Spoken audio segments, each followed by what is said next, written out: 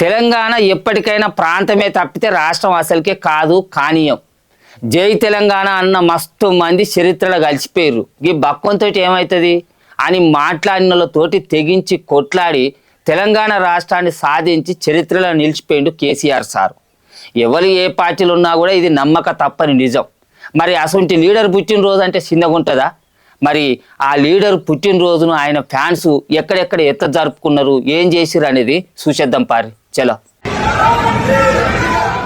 ఈడ ఆడ అనే తేడా లేకుండా తెలంగాణ అంతటా సారు పుట్టినరోజును పండుగ లెక్క చేసుకున్నారు కారు పార్టీ లీడర్లు, సారు ఫ్యాన్స్. పట్నంలో ఉన్న పార్టీ ఆఫీసులో 71 కిలోల కేకును కట్ చేసిర్రు కారు పార్టీ లీడర్లు. ఇక కార్యానికి హరీష్ రావు సారు, కేటీఆర్ అన్న కూడా హాజరయ్యారు. ఇక పార్టీ ఆఫీసులో సందే లేకుండా అయింది గమ్ మందితోటి. ఉష్కబోత్తెరాలనంత మంది వచ్చిర్రు. ఏ పల్లెకు పోయినా కూడా కేసీఆర్ సారే కావాలంటున్నారని చెప్పుకొచ్చిండు హరీష్ రావు సారు. ఇవాళ తెలంగాణ ప్రజలు ఏ పల్లెల్లో పోయినా ఎక్కడ పోయినా ఏమంటున్నారు? మళ్ళీ కేసీఆరే రావాలి, మా కేసీఆర్ మాకు కావాలి అని ప్రతి నోట. పిల్లలకు వాళ్ళ నాయన హీరో లెక్కనే కానొత్తాడు, కానీ మా నాయన తెలంగాణకే హీరో అని మాట్లాడుకొచ్చిండు కేటీఆర్ అన్న. ఒక బిడ్డకు తన తండ్రి తల్లి అంటే గొప్ప హీరో వర్షిప్ ఉంటుంది. మా నాయన హీరో అనుకుంటారు ఎవరైనా, కానీ కేసీఆర్ గారి కడుపున పుట్టిన బిడ్డగా నిజంగా నా పూర్వజన్మ సుకృతం, నా అదృష్టం. ఎందుకంటే మా నాన్న నా ఒక్కడికే హీరో కాదు, మా నాన్న మొత్తం తెలంగాణ జాతికి హీరో, 4 కోట్ల తెలంగాణ ప్రజలకు హీరో. తెలంగాణకు విముక్తి కల్పించిన ఒక మహానుభావుడు, ఒక కారణ జన్ముడు కడుపున నేను పుట్టడం నా అదృష్టంగా భావిస్తా ఉన్నాను. ఇక సారు పుట్టినరోజు అని ఎర్రవల్లి ఫామ్ హౌస్లో పూజలు యాగం చేసిర్రు ఎర్రవల్లి ఊరోళ్ళు.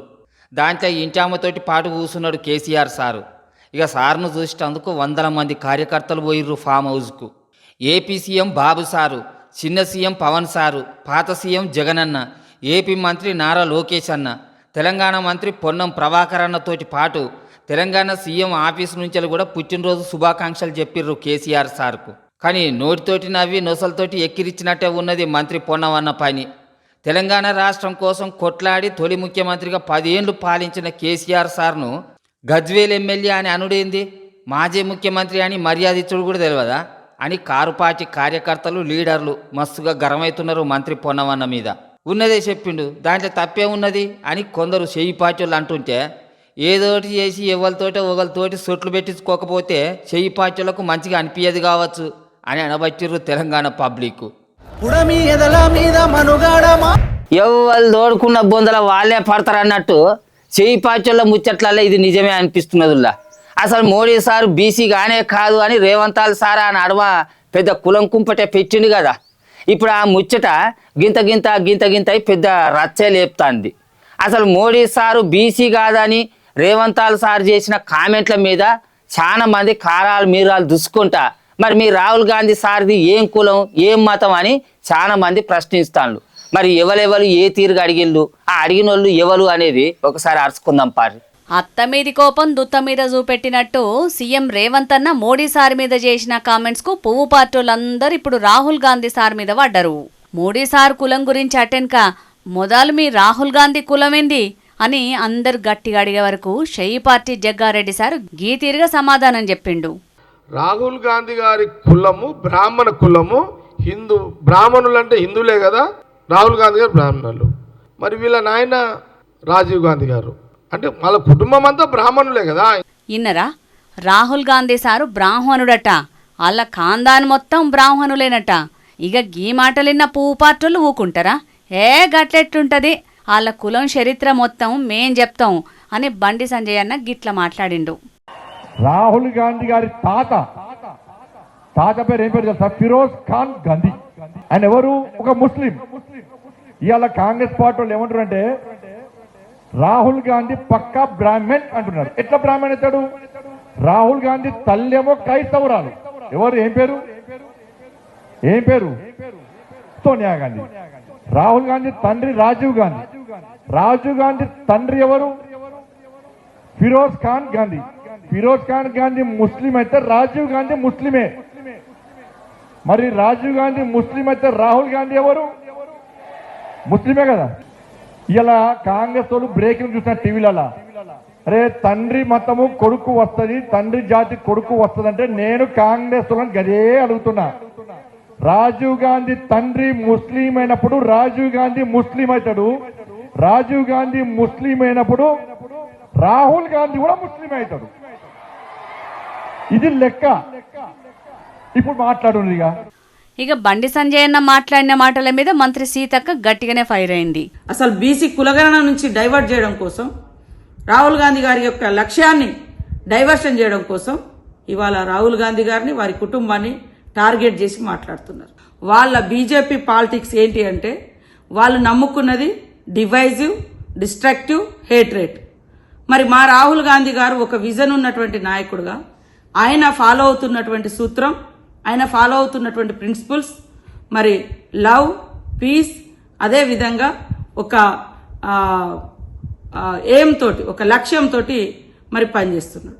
ఆయన యొక్క ఈ విజన్ను డైవర్ట్ చేయడం కోసం ఈరోజు వ్యక్తిగతంగా కులము, మతము, వర్గం అనేటువంటి తీసుకొచ్చి ఇవాళ మాట్లాడుతున్నటువంటి బీజేపీ నాయకులు 10 సంవత్సరాలుగా మీరు సమాజానికి, సొసైటీకి చేసింది ఏమి లేదు.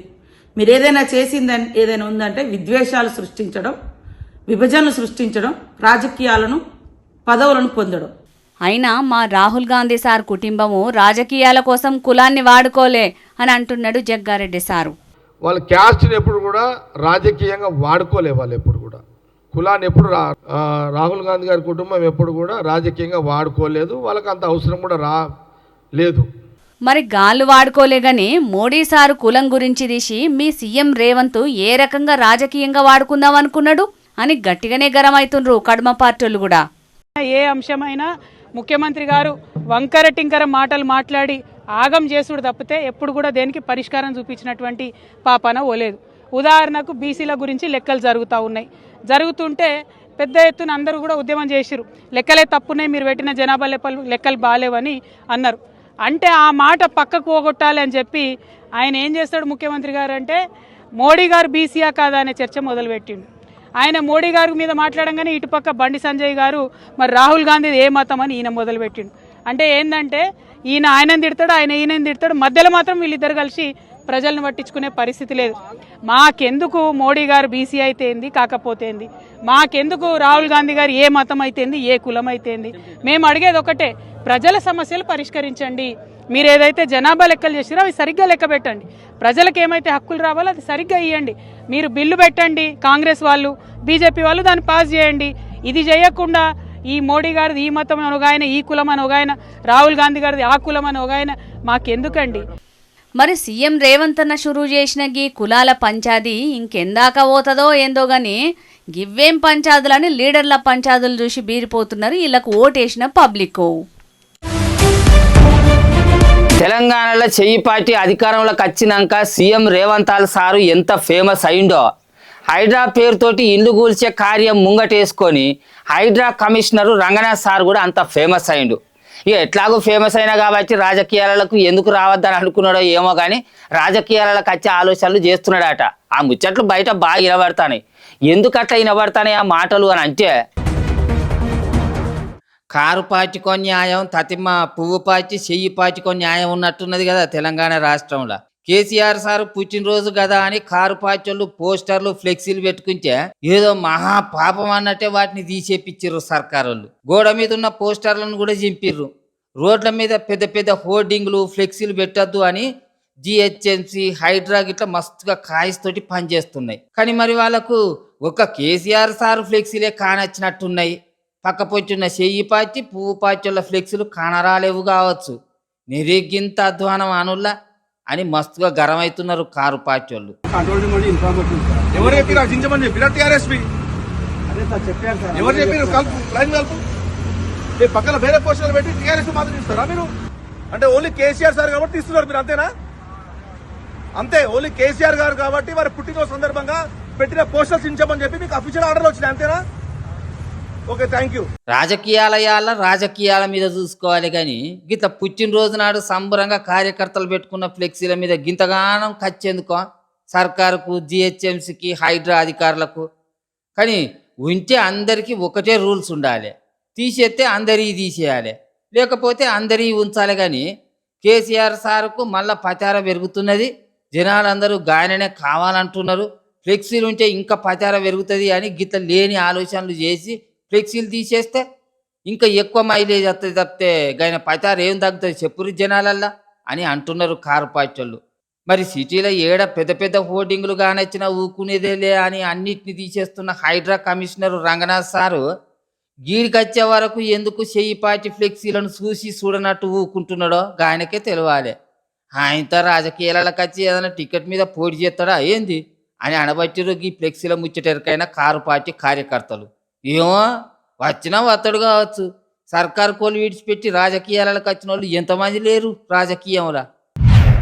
రేవంతాల్ సారు ఏమంట ముఖ్యమంత్రి అయ్యిండో గప్పటి నుంచి చెయ్యి పార్టీకి 100 ఏళ్ళ రాని చెడ్డ పేరు వచ్చిందని మస్తుగా మాట్లాడుకుంటున్నారు రాష్ట్రంలో.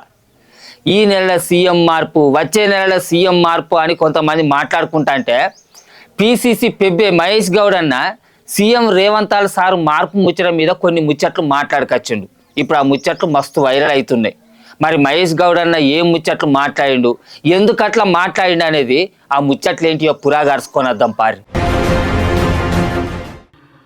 బీసీలని రాజ్యాధికారం ఇవ్వాలని రాహుల్ గాంధీ గారు తీసుకున్నట్టు నిర్ణయము. భవిష్యత్తులో అవకాశం వచ్చినప్పుడు బీసీ ముఖ్యమంత్రి రాష్ట్రంలో అవుతాడు. ఇవాళ ఈ 5 ఏళ్ళు రేవంత్ రెడ్డి గారు ముఖ్యమంత్రిగా కొనసాగుతారు.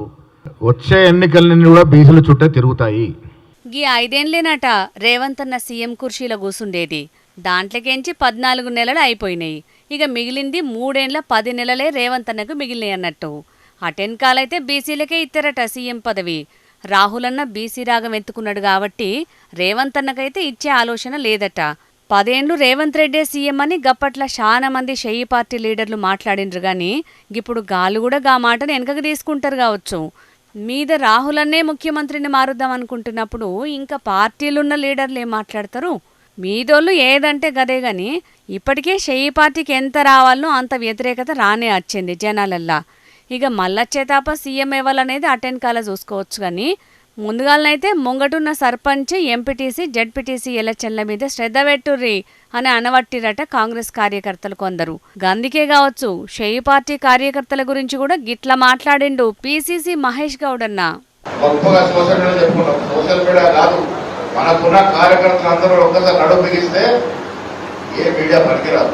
షెయ్యి పార్టీలున్న కార్యకర్తలందరూ ఓ పారి గట్టిగా అనుకుంటే సోషల్ మీడియానే కాదు ఏ మీడియా పనికిరాదట.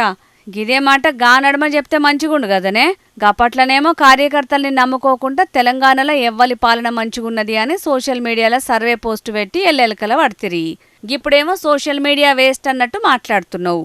అంతేలే, క్షౌరమైతే గాని ఈవురం బోధపడదని వెనకట పెద్దలు ఉత్తగానే అనలే కదా మరి అని అనవట్టిర్రు పిసిసి పెబ్బె మహేష్ అన్న గౌడ్ అన్న మాటలిన్న కొందరు తెలంగాణ పబ్లికు.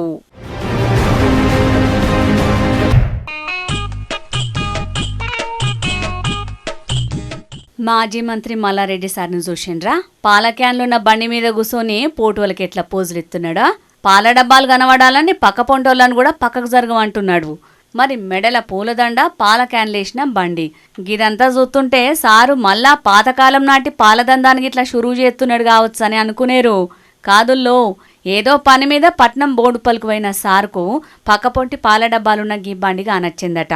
ఇక ఎంబడే పాత రోజులు యాదికొచ్చి బండి మీద కూర్చొని గిట్లా పాల వ్యాపార లెక్క మారిపోయిండు.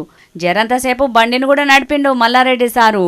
ఇక సారు పాల బండి ఎక్కే వరకు చుట్టూతున్నోళ్ళందరూ ఫోటోలు, సెల్ఫీలకు ఎగబడ్డారు గిట్లా.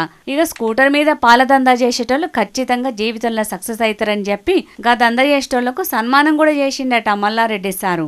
చిన్న చితక పనులు చేసి పైకొచ్చినోళ్ళు చాలా మంది గా పనులు చెప్పుకోనికి సిగ్గుపడుతుంటారు. కానీ మల్లారెడ్డి సార్ అయితే గట్ల కాదు. పాలమ్మినా, పూలమ్మినా, బోర్వెల్ నడిపినా అని చేసిన పనిని పోయిన కాడల్లా చెప్తానే ఉంటాడు. అంత మంచిగానే ఉంది కానీ మరి మేం కూడా వెనకటి సంది మల్లారెడ్డి సార్ లెక్కనే పాలమ్ముతున్నాం, పూలమ్ముతున్నాం. కానీ మల్లారెడ్డి సార్ లెక్క మా బతుకులు ఎందుకు మారతలేవు అని చాలా మంది రంది పడుతున్నారట. మరి సారు సక్సెస్ సీక్రెట్ ఏందో సారుకే తెలవాలని అంటున్నారు కొందరు పబ్లిక్.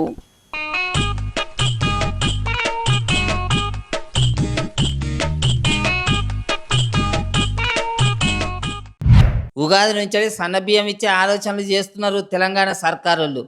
ఇప్పటికీ ముచ్చట మీద పౌర సరఫరాల శాఖ ఆఫీసర్లతోని మీటింగ్ పెట్టిండు సీఎం రేవంత్ అన్న. రేషన్ దుకాణాలు, అంగన్వాడీ సెంటర్లతోటి పాటు సంక్షేమ హాస్టళ్లకు కూడా సన్నబియ్యం ఇవ్వాలని ఆలోచన చేసిర్రట. ఇక వీటన్నిటికి కలిపి నెలకు 2 లక్షల మెట్రిక్ టన్నుల బియ్యం అవసరమని అంచనా వేసిర్రట ఆఫీసర్లు. ఇప్పటికే మిల్లర్ల నుంచి బియ్యాన్ని కూడా సేకరించిర్రట. ఇక ఉగాది నుంచి రేషన్ దుకాణాలలో ఖచ్చితంగా సన్నబియ్యమే ఇవ్వాలని చూస్తున్నారట. ఇక అట్లనే అర్హులైన వాళ్ళందరికీ కొత్త రేషన్ కార్డులు ఇవ్వాలని ఆఫీసర్లకు ఆర్డర్ వేసిండు సీఎం రేవంత్ అన్న. ఎమ్మెల్సీ ఎలక్షన్ కోడ్ లేని జిల్లాలలో పబ్లిక్ అందరికీ కొత్త రేషన్ కార్డులు ఇవ్వాలి. ప్రజాపాలన మీ సేవ సెంటర్ల కాడ దరఖాస్తులు పెట్టుకున్నోళ్ళు మళ్ళా పెట్టుకోవాల్సిన పని లేకుండా వాళ్ళకి ఆఫీసర్లు అవగాహన కల్పించాలి. రేషన్ కార్డు లేదని, డేట్ అయిపోయిందని బాధపడాల్సిన అవసరం లేదు. ఎప్పుడైనా ఆన్లైన్ సెంటర్లలో అప్లై చేసుకున్న అర్హులైన వాళ్ళందరికీ ఖచ్చితంగా రేషన్ కార్డు ఇస్తామని చెప్పుకొచ్చిర్రు మీటింగ్లో. ఇప్పటికే కొత్త రేషన్ కార్డులకు సంబంధించి డిజైన్లు కూడా చూసిర్రట. ఇక మొత్తానికి 9 ఏళ్ల కానుంచి కొత్త రేషన్ కార్డులు ఎప్పుడు ఇస్తారా అని ఎదురు చూస్తున్న తెలంగాణ పబ్లిక్ జల్దీనే కొత్త రేషన్ కార్డులు అందబోతున్నాయి అన్నట్టు. ఎట్లయితేంది కానీ ఎంపీటీసీ, జెడ్పీటీసీ, సర్పంచ్ ఎలక్షన్లకు ముందటినే ఈ కొత్త రేషన్ కార్డులు అన్నీ ఇస్తే అదే 10,000 అంటున్నారు కార్డులు లేని జనాలు. చూడాలి మరి సర్కారు వాళ్ళు ఏం చేస్తారో ఏందో మరి. ఒక్క నిమ్మకాయ ధర ఎంత ఉంటుందిలా? మహా అయితే ఓ 4 రూపాయలు 5 రూపాయలు ఉంటుంది కదా. కానీ తమిళనాడు పళనిలో ఒక నిమ్మకాయను అర్రాసు పెడితే 5 లక్షల రూపాయల మీదనే కొన్నాడు ఒక భక్తుడు. ఇదేందా ఇది? ఒక్క నిమ్మకాయ 5 లక్షల రూపాయల అని పరిశాన్ అవుతున్నారు కదా. తైపూస పేరు మీద ఆడున్న ఈ గుళ్ళే ఏడాదికి 3 వద్దులు ఉత్సవాలు చేస్తారట భక్తులు. ఇక 3 పూటల భక్తులకు అన్నదానం కూడా పెడతారట. ఇక అప్పుడు దేవుని ముంగట నిమ్మకాయలను పెట్టి పూజలు చేస్తారట. ఇక నిమ్మకాయలను 3 వద్దులు అయినాక అర్రాసు వాడతారట. అట్లా పెట్టిన అర్రాసుల పోటీ పడి ఒక్కొక్క నిమ్మకాయను 16,000 నుంచి 40,000 దాకా ఖర్చు పెట్టి కొనుక్కున్నారట. అయితే తైంపూసం నాడు సుబ్రహ్మణ్యేశ్వర స్వామి కాళ్ళ ముంగట పెట్టిన ఈ నిమ్మకాయను కొంటే మంచిదని వాళ్ళ నమ్మికనట. గందుకే ఆడున్న భక్తులందరూ ఈ నిమ్మకాయ కోసం పెట్టిన అర్రాసుల బగ్గనే పోటీ పడతారట. గట్ల పోటీ పడే ఒక భక్తుడు నిమ్మకాయను 5,09,000 రూపాయలకు అర్రాసు వాడి దక్కించుకున్నాడు అన్నట్టు. గణపతి పండుగ అప్పుడు లడ్డును అర్రాసు వాడి లక్షల రూపాయలకు కొనుక్కున్నట్టు వీళ్ళు అనుకున్న పనులు జరగాలని ఈ నిమ్మకాయను 5 లక్షల రూపాయలకు కొనరన్నట్టు. పబ్లిక్ ఇక ఇవాళ నేను తీసుకొచ్చిన వార్తలను అయిపోయినాయి. ఎట్లున్నాయి ఇలా వార్తలు? మస్తు జోరుదారుగా ఉన్నాయి కదా.